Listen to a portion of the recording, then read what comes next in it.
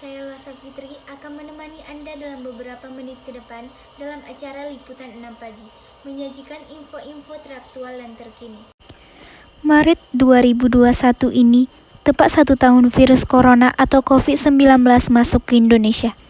Pada 2 Maret 2020, pemerintah Indonesia mengumumkan kasus pertama pasien terinfeksi virus tersebut.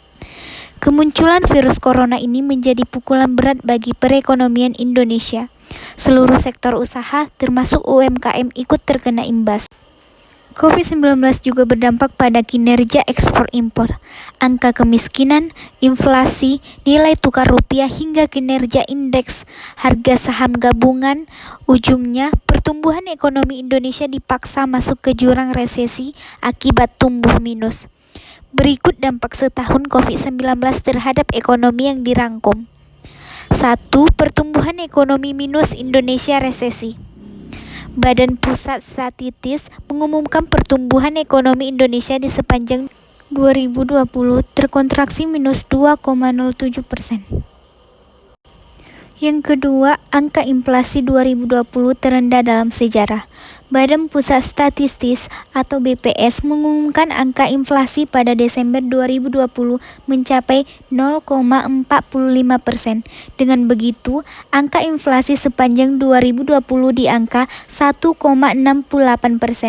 Angka tersebut merupakan terendah sepanjang BPS mengumumkan data inflasi. Untuk tahun 2020, inflasi sebesar 1,68%. Ini kalau kita bandingkan sampai 2014. Ini menunjukkan inflasi yang terendah, kata Deputi Bidang Statistik, Distribusi dan Jasa BPS Setianto di Jakarta, Senin 4 Januari 2020. Dampak yang ketiga yaitu sepanjang 2020 nilai tukar rupiah melemah 2,66%. Pada semester 2 secara point to point, rupiah terdepresiasi 1,19% dan ditutup di level 14.050 per dolar Amerika Serikat. Pada akhir 2020, meskipun rupiah terdepresiasi secara tahunan, depresiasi rupiah lebih terbatas dibanding dengan pelemahan beberapa mata uang negara berkembang lainnya, seperti Rand Afrika Selatan, Lira Turki, dan Riel Brazil. Dampak yang terakhir adalah jumlah penduduk miskin di Indonesia tembus 27,55 juta orang.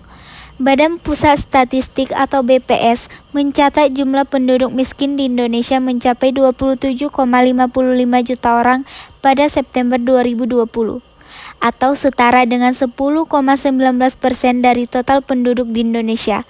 Angka ini naik 1,13 juta orang atau 0,41% dibanding posisi Maret 2020, juga meningkat 2,76 orang dibanding September 2019.